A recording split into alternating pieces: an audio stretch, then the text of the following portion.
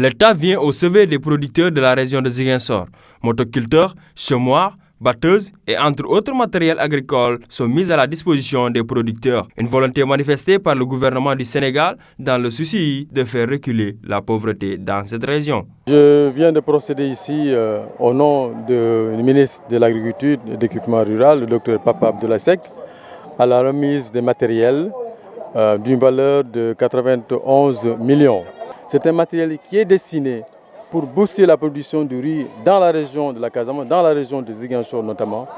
Je pense que nous devons vraiment, nous ne devons pas détourner l'objectif de la politique du président de la République en vendant ces matériels ailleurs. En se félicitant de cet appui, les bénéficiaires garantissent un usage à bon escient de ce matériel venu au bon moment. On s'en félicite de l'effort que l'État est en train de faire à travers des producteurs du Sud. Mais ce que je peux maintenant dire, le contrat qui nous lie à ce matériel, c'est de faire en sorte qu'on arrive à atteindre l'autosuffisance en riz. Nous avons assigné à l'État du Sénégal par rapport à la région du Sud de produire 120 000 tonnes. Donc maintenant, il ne reste à nous nous en tant que producteurs, d'y mettre pour pouvoir quand même atteindre ce résultat. À cet effet, des objectifs sont fixés pour atteindre l'autosuffisance en riz ainsi que d'autres spéculations dans la région de Ziguinchor. Il faut dire que c'est une volonté des populations d'avoir choisi cette liste. Donc nous nous adhérons à cette volonté-là. Et féliciter Demba Keïta et ma sœur Ramadiata, qui étaient les têtes de liste au niveau du département de Ziguinchor. Maintenant, pour ce qui concerne les leçons qu'il faut tirer, qu'est-ce qui explique un peu notre défaite? Vous savez, comme on dit souvent en politique, ce n'est pas une science exacte. Maintenant, je pense que c'est très tôt pour un peu tirer les leçons. Je pense qu'il faut laisser le temps au temps pour apprécier, pour connaître les tenants et aboutissants au niveau surtout de la zone rurale. Et en politique, on dit souvent, on apprend toujours. Parce qu'il n'y a pas une logique. Parce que quelques heures avant les élections, nous étions favoris. Jusqu'à la proclamation des résultats, les urnes ont donné leur vérité. J'avoue, vraiment, c'est vrai, c'est très dur pour consommer une défaite parce que c'est la base naturelle ici d'Abdoulaye Baldé, qui est un leader national. Et quand même, il faut positiver les choses. L'un dans l'autre, c'est vrai, il y a les partis, mais le plus important, c'est Ziguinchor. C'est Ziguinchor, le grand parti. C'est Ziguinchor qui nous réunit, nous tous. Et ce qu'il faut, c'est d'accompagner, de prier pour ceux qui ont gagné. Parce que c'est Ziguinchor qui les a chargés d'une mission. Et pour qu'eux aussi puissent réussir et représenter dignement les Ziguinchorois au niveau de l'hémicycle.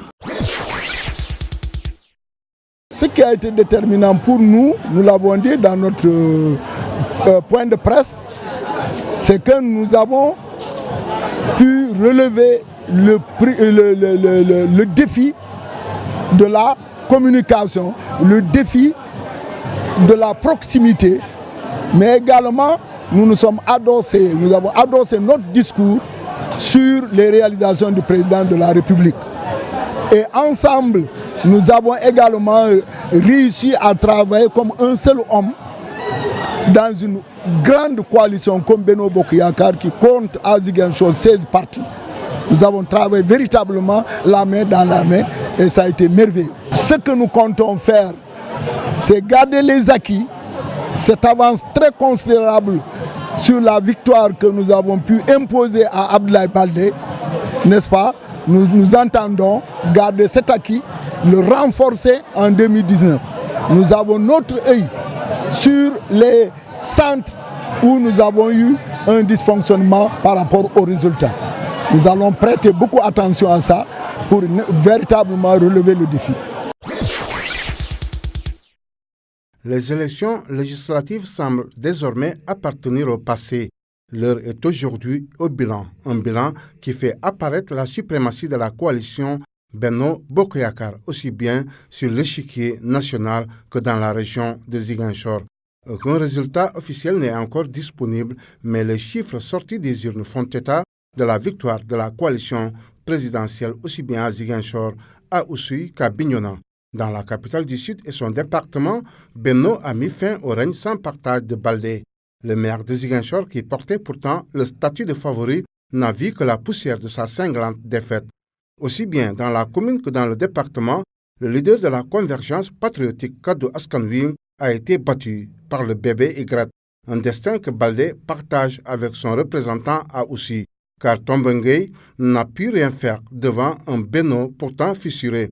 Le maire de Diembéring n'a pas pu profiter, hélas, de cette division. À Bignona, la carte était déjà jouée d'avance en faveur d'un bébé Y très renforcé. L'opposition s'est contentée d'une victoire à Kartiak et à Sindian. Avec cette razzia, la coalition présidentielle décroche les 5 sièges de députés prévus pour la région de Ziguinchor.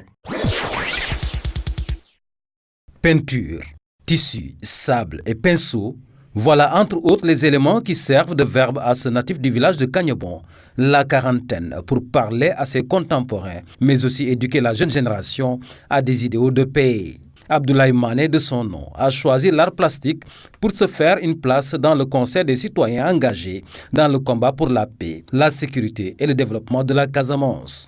Depuis ma sortie des Beaux-Arts, au début j'ai travaillé à Dakar jusqu'en 2005. Je suis revenu à Ziguinchor. À Dakar, je rencontre pas mal de difficultés. Il n'y a pas d'espace pour m'exprimer. Et finalement, j'ai fait une petite tournée d'exposition. J'ai fait au musée de l'IFAN, tout ça, Blaise Senghor. Et ensuite, je me suis dit que donc, je vais retourner à Ziguinchor et montrer mon travail là-bas. Il y a plusieurs thèmes donc, que je travaille depuis. Il y a un thème que j'ai travaillé depuis à l'école des arts, c'est le conflit casamancé, surtout sur les mines, les réfugiés, tout ça. Ensuite, j'ai travaillé sur la récolte du riz, les rizières, et encore sur le boucoute. Voilà, le boucoute. Donc les rizières, ça parle aussi des femmes. Voilà. Dans notre côté du Blouf, il y a les hommes qui cultivent. Avec le Gagnanou, comme c'est difficile, hein, ce sont les hommes qui cultivent, mais le Ropiga, souvent, c'est des femmes qui le font. La récolte aussi, ce sont des femmes qui le font, tout ça. Mais dans le fourni aussi, ce sont les femmes qui cultivent le riz. Donc le travail des rizières, c'est souvent les femmes qui travaillent beaucoup sur les rizières, quoi. Le pincement de cœur de cet homme demeure l'indifférence jusqu'ici notée de la part des populations qui ignorent encore le langage des tableaux d'art. On ne connaît pas la valeur de l'art ici. Ici, les gens ne sont pas sensibles. Même si on les invite à une exposition, ils ne savent même pas ce que c'est qu'une exposition d'abord. Même surtout quand ils demandent combien coûte une œuvre comme ça, tu lui dis le prix. Déjà, ils calculent combien de riz, le sac de riz il va avoir là-dedans, quoi. Donc, c'est ce qui fait que pour vivre ici avec notre art, c'est plus compliqué, hein, c'est compliqué. Il faut être courageux pour continuer à travailler sur. Donc, et puis, moi, bon, je fais de petits tableaux aussi que j'expose dans les hôtels. C'est ce qui me permet aussi de gagner un peu de sous. Ouais. En dehors de ça, j'expose dans les galeries à Dakar, à Bissau, une fois en Gambie, tout ça. Au Cap, c'est des petits tableaux que je fais comme ça pour gagner un peu. Loin de se résigner, Abdoulaye Mané fait de l'éducation à l'art plastique pour les enfants de la région un défi à relever. Ce qui fonde son espoir de voir un jour l'art plastique adopté à jamais par les populations de la région sud, pour ne pas dire la Casamance naturelle. En Côte d'Ivoire, 2 journalistes ont été interpellés et détenus hier à Abidjan pour divulgation de fausses informations après avoir écrit que le compte du président de l'Assemblée nationale, Guillaume Soro, était zélé, a annoncé leur syndicat. Au Venezuela, au moins 10 personnes ont retrouvé la mort lors des violences liées à la tenue du vote d'une assemblée constituante.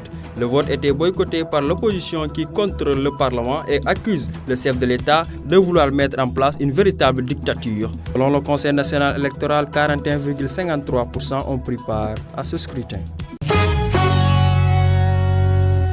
Aux États-Unis, le directeur de la communication du président Donald Trump, Anthony Scaramucci, a quitté ses fonctions lundi. Après seulement 10 jours à son poste, Anthony Scaramucci, âgé de 53 ans, avait défrayé la chronique la semaine dernière à cause d'une interview fracassante publiée par le magazine New Yorker, dans laquelle il avait injurié des collaborateurs du président Donald Trump.